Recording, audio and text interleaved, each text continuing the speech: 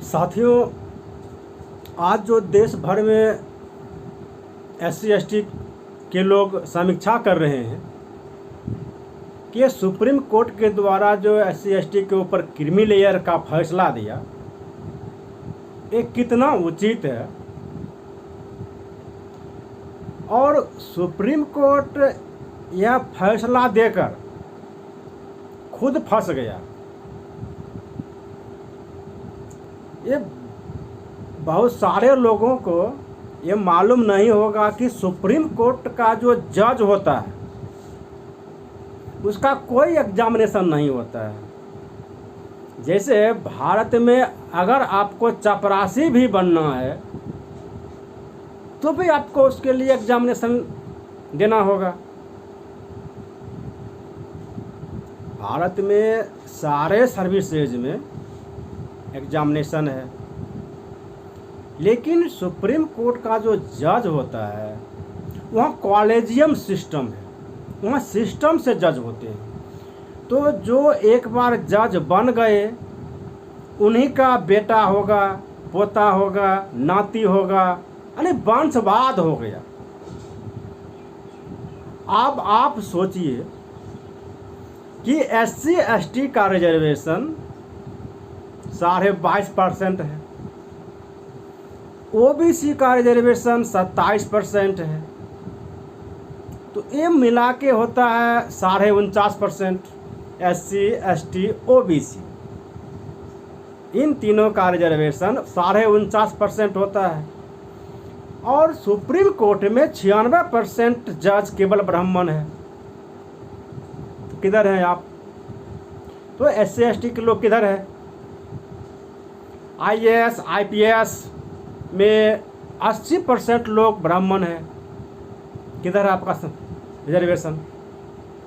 Reservation किधर है? 20%। अगर IAS IPS में 80% ब्राह्मण है तो 20% बचता है, और आपका रिजर्वेशन है 49.5%।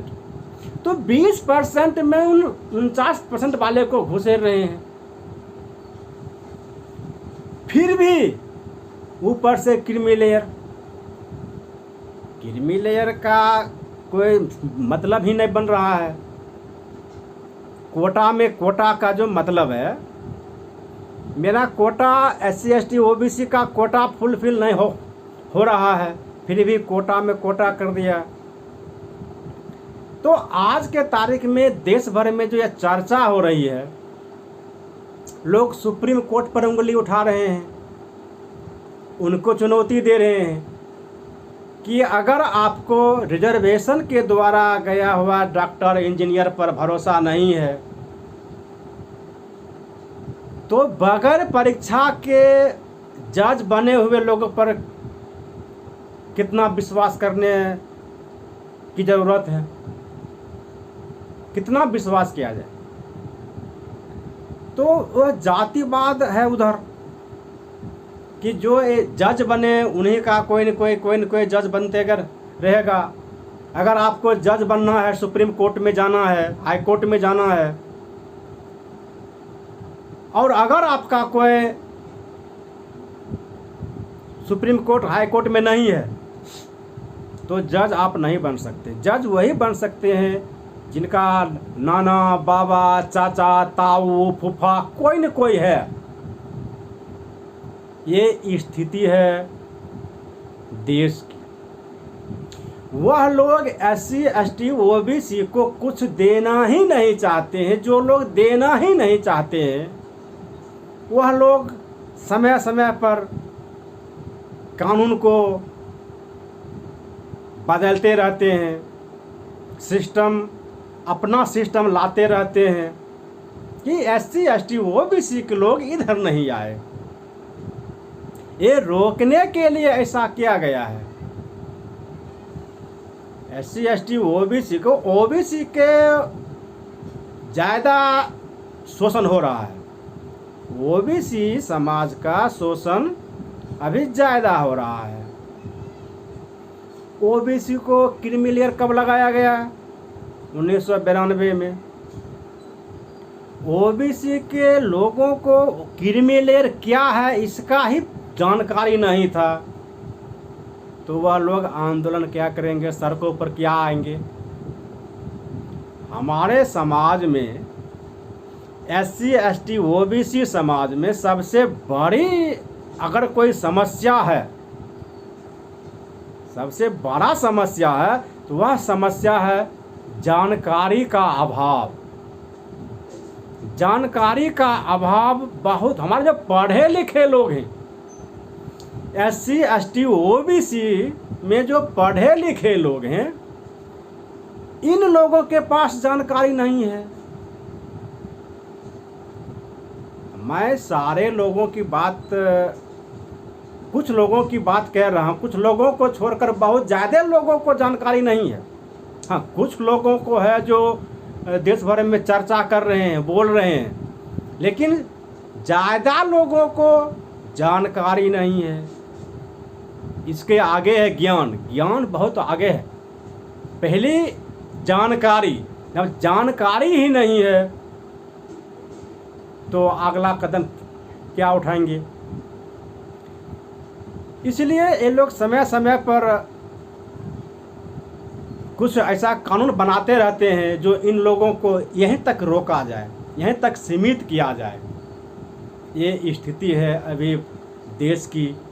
और आज जो सुप्रीम कोर्ट के द्वारा ये फैसला आया,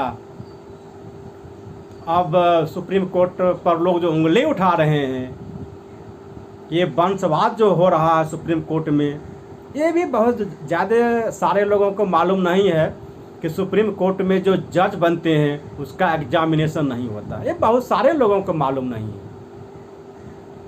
साथियों। तो ये स्थिति है कि वह लोग एक सिस्टम बनाया, कॉलेजियम सिस्टम, और उसके द्वारा वह लोग अपने लोगों को खींच के जज बनाते हैं। अगर मैं जज हूँ तो अपने बेटा को, बेटा नहीं है तो भतीजा को, नाती को, पोता को, इस प्रकार से चल रहा है ये सिस्टम। तो उनका फैसला पर कितना यह भरोसा किया जाए। वह जो फैसला दे रहे हैं, निर्णय दे रहे हैं, फैसला नहीं कर रहे हैं, न्याय नहीं कर रहे हैं, निर्णय दे रहे हैं, कैसा होना चाहिए। अब हमारे जो नेता हैं SC ST OBC के, इनको समझ में ही नहीं आ रहा है कि ये हो क्या रहा है। तो जो संगठन चलाने वाले लोग हैं, सांगठनिक लोग हैं, वह इस मुद्दा को उठाते हैं। आज नगीना लोकसभा क्षेत्र के सांसद सह भीम आर्मी चीफ मानवर चंद्रशेखर आज़ाद रावण ने इस मामले को उठाया। तो उसके बाद बहन मायावती, इधर चिराग पासवान, जीतन राम मांझी, ये लोग धीरे धीरे आवाज़ बुलंद करने लगे। ये स्थिति है। आरक्षण को कैसे ख़त्म किया जाए। आरक्षण समाप्ति की और लगभग समाप्त है। आरक्षण लगभग समाप्त है, केवल संविधान में लिखा हुआ, प्रैक्टिकल में लगभग जीरो हो गया।